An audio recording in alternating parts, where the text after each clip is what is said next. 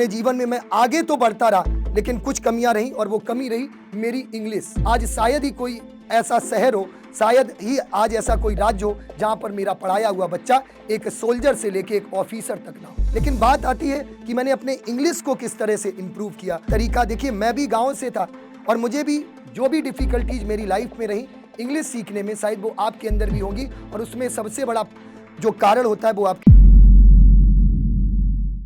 अंग्रेजी में बात करो बिना डरे बिना शर्माए। डाउनलोड जोश टॉक्स इंग्लिश स्पीकिंग ऐप। जब आंखों में अरमान लिया, मंजिल को अपना मान लिया, तो मुश्किल क्या आशा क्या, जो ठान लिया सो ठान लिया। जय हिंद एवरीवन, मेरा नाम सत्यदेव सिंह है और मैं उत्तर प्रदेश के एक बहुत ही छोटे गांव से रहने वाला हूं। कहते ना, जीवन में अगर आपको आगे बढ़ना है तो अपने संघर्षों को अपनी ताकत बनानी होगी। कहते हैं जब डिफिकल्टी को आप पॉसिबिलिटी में बदलते हैं तभी आपके जीवन में एक परिवर्तन होना शुरू हो जाता है। तो कुछ इसी तरह की मेरी भी एक कहानी रही। कहते ना दोस्तों, अगर आपको जीवन में कुछ सीखना है तो उन लोगों से सीखिए जो आपके जीवन में एक असफलता भरा जीवन जी रहे होते हैं। तो मैं भी एक छोटे से गांव का रहने वाला वो बच्चा, जिसकी हरकतें तो बच्चों जैसी लेकिन उम्मीदें बहुत बड़ी थी। मेरे माँ बाप एक छोटे से गांव में रहते थे, उनके आंखों में भी वही सपना था जो आप लोग अपनी आंखों में देखते हैं मेरे बच्चों। लेकिन जीवन में सबसे जरूरी पल होता है वो होता है कि आप अपने संघर्षों से कैसे बाहर निकलें। तो उसी संघर्ष को कुछ मैंने इस तरह से जिया कि मैं कह सकता हूं कि अपने जीवन में मैं आगे तो बढ़ता रहा, लेकिन कुछ कमियां रही और वो कमी रही मेरी इंग्लिश। लेकिन जो फोबिया होता है, जो इंग्लिश का डर होता है, जिस दिन आप ठान लेते हैं और जिस दिन आप मान लेते हैं, बस उसी दिन से आपके जीवन में परिवर्तन शुरू हो जाता है। तो मेरी कहानी कुछ इस प्रकार है। मैं एक छोटे से गांव के ही स्कूल से पढ़ा हुआ था, लेकिन जब आंखों में एक चमक थी, एक दमक थी, उन लोगों को जब देखता था जो शहरों में जाते थे, बड़े बड़े शहरों में अच्छी इंग्लिश बोलते थे, बहुत ही सफल थे, और कहते ना जब वो अच्छे कपड़े पहन के आते थे तो जलन नहीं होती थी। ये लगता था कि किसी दिन मैं भी अपनी कमाई की अगर एक शर्ट भी पहनूंगा तो वो मेरे लिए सबसे बड़ा दिन होगा।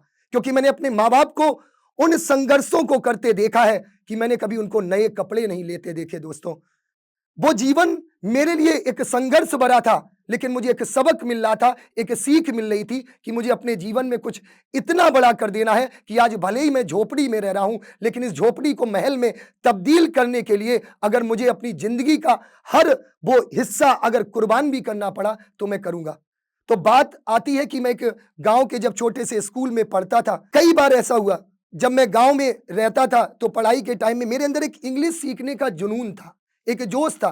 कहते ना, मंजिल मिले या ना मिले ये तो मुकद्दर की बात है, लेकिन हम कोशिश भी ना करें ये तो गलत बात है। तो मैं वही कोशिशें कर रहा था। जब मैं गांव में रहता था तो मेरा एकेडमिक्स बहुत अच्छा था, स्कूल में मेरा परफॉर्मेंस बहुत ही अच्छा था। मैंने उस गरीबी को भी देखा है मेरे दोस्तों, जब मेरे माँ बाप एक कच्चे कमरे में रहते थे और पानी जब टपकता था तो हम लोग दुआ करते थे कि कब ये पानी बंद होगा और हम लोग चैन से सो पाएंगे।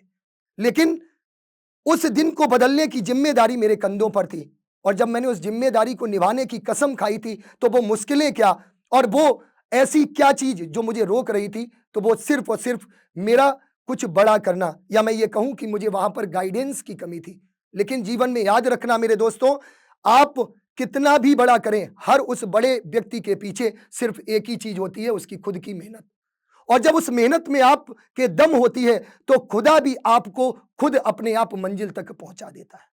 तो बच्चों, मैंने अपनी 12th कर ली, इंटर पास कर लिया, कुछ समय के लिए गुस्सा भी आया। गुस्सा इसलिए आया कि हर किसी के माँ बाप उनकी ख्वाहिशें पूरा करने के लिए अपने पूरे जीवन को न्यौछावर कर देते हैं। क्या मैं इंटर तक पढ़ के ही इसी गांव में अपनी उन इच्छाओं का दमन कर लूंगा? लेकिन कुछ समय बाद मुझे ऐसा समझ में आया, क्यों ना मैं अपनी खुद की जर्नी शुरू करूं। तो मैंने अपने गांव के एक पास के स्कूल में ही अपना खुद का मतलब पढ़ाना शुरू किया। मैं शिक्षक बन गया। कहते ना कि शिक्षक वो सड़क होती है जिस पर सभी चलकर आगे निकल जाते हैं और वो सड़क वहीं की वहीं रह जाती है।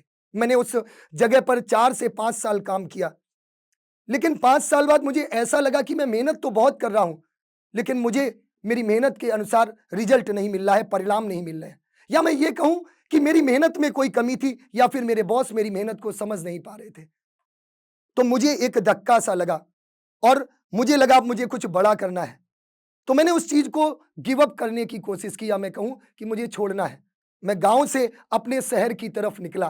कहते ना, शहर की वो बड़ी बड़ी गलियां और वो गांव का एक छोटा सा बच्चा जिसका दिल भी बच्चों जैसा।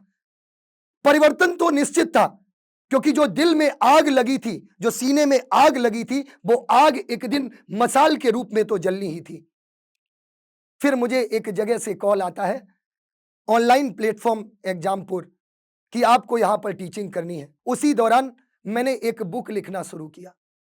लेकिन बुक लिखना तो सरल था, लेकिन उसको पब्लिश कराना उससे भी ज्यादा कठिन। मैं पब्लिशर्स के चक्कर लगाता रहा। अंत में मुझे एक पब्लिशर मिला और मैंने उस बुक को पब्लिश कराया।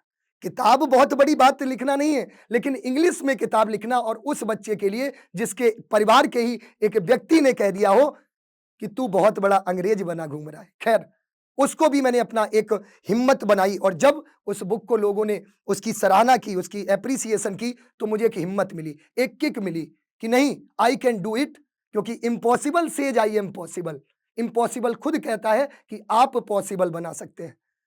जब उस बुक को लिखने के बाद लोगों से मुझे एप्रिसिएशन मिला, मैं यहां पर ऑनलाइन प्लेटफॉर्म में आया, तो मुझे बस यही लगा कि आज मैं इस जगह पर खड़ा हूं जहां पर मैं हिंदुस्तान के हर उस गांव के कोने कोने तक उस बच्चे तक पहुंच सकता हूं जिसकी उम्मीदें बड़ी हैं। भले ही उसकी जेब में गांधी ना हो, लेकिन उसके विचारों में आंधी थी। वो आंधी जो मैं अपने अंदर भी देखता था, बस उसी आंधी के लिए मैंने कार्य करना शुरू किया मेरे दोस्तों। लेकिन बात वही है कि कहते ना कि तू हंस, तू मुस्कुरा, तू रोना कम कर दे, जिंदा है तो जा, जिंदगी की नाक में दम कर दे। बस उसी विचार के साथ मैंने उस ऑनलाइन प्लेटफॉर्म पर पढ़ाना शुरू किया। लेकिन जीवन में सबसे बड़ा होता है मोटिवेशन। वो मोटिवेशन कब मिलेगा? अचानक से मेरे ऑनलाइन क्लासेस में एक बहुत बड़ा परिवर्तन होता है कि मैं लाखों बच्चों तक पहुंच जाता हूं, उन बच्चों की उम्मीदें बन जाता हूं। और उन बच्चों के जब मेरे कहते ना कि जब एक मैसेज आता है ना, sir you are doing well, तो ये लगता था कि जैसे मैं 7वें आसमान पर हूं। लेकिन एक गांव के बच्चे के लिए वो अंग्रेजी जैसा सब्जेक्ट, वो अंग्रेजी जैसा विषय जो अंग्रेजों से ज्यादा कठिन था, लेकिन उसको सरल बनाने के लिए मैंने कुछ ऐसे परिवर्तन भी अपने अंदर लाए कि मुझे कुछ करना है। तो मैंने कुछ ऐसी टिप्स जो मैं आप लोगों को भी देना चाहूंगा। तो दोस्तों, इसी तरह से मेरी भी एक ऐसी कहानी, या मैं ऐसा कहूं कि एक ऐसा इंसिडेंस जिसने मुझे और ज्यादा मेहनत करने के लिए मजबूर कर दिया। मैं वहां से दिल्ली जब आता हूं, तो मुझे नहीं पता था मेरे पिताजी क्या जॉब करते हैं। बस इतना पता था कि जब भी मुझे फीस की जरूरत पड़ती थी, तो मेरे पिताजी वो फीस मुझ तक भेजते थे। एक मलाल भी था मेरे अंदर कि 12th के बाद मेरे पिताजी ने मुझसे कह दिया कि तुम्हें जो करना है वो करो, तुम्हें खुद करना है। मैं धोखे से एक दिन उनकी कंपनी में पहुंच जाता हूं।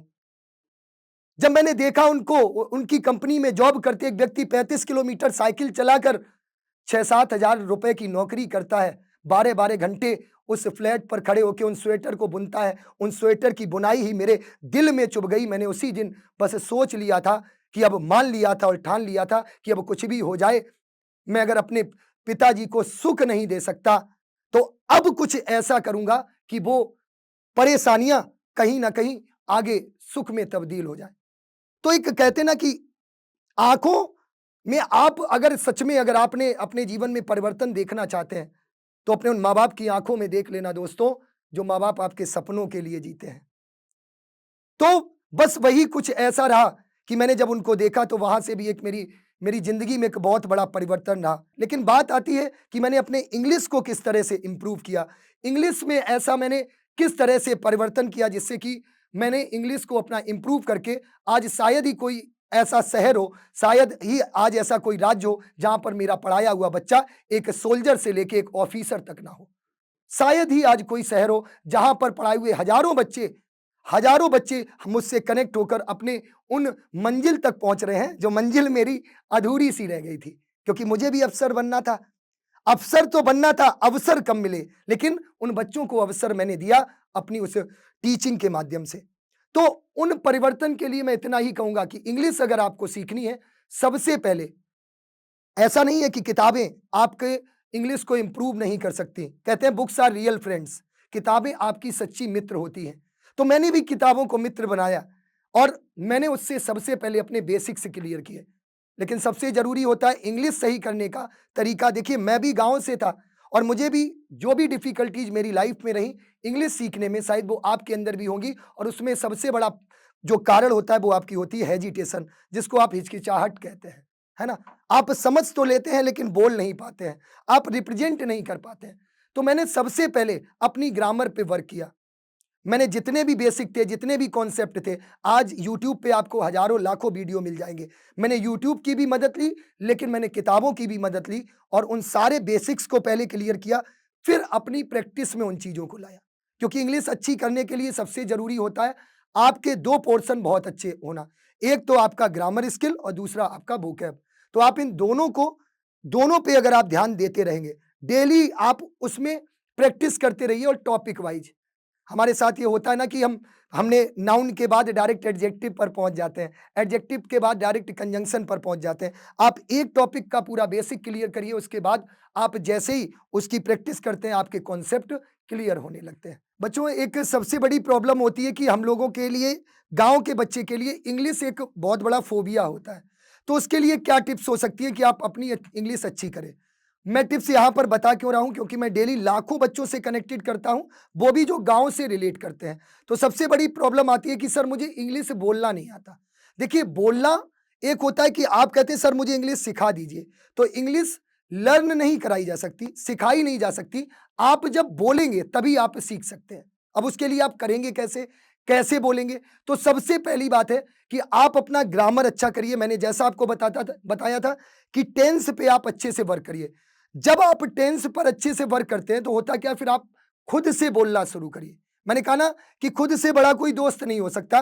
तो आप शीशे के सामने खड़े होते हैं, बोलते हैं, बार बार बोलते हैं। अच्छा, कभी कभी होता क्या है, आप सोसाइटी में जाते हैं, गांव में मेरे साथ जो होता था, अगर मैं कभी भी हिंदी भी खड़ी भाषा में बोल दूं, खड़ी भाषा में बोल दी, तो लोग कहते थे ये तो बहुत अंग्रेजी बोल रहा है।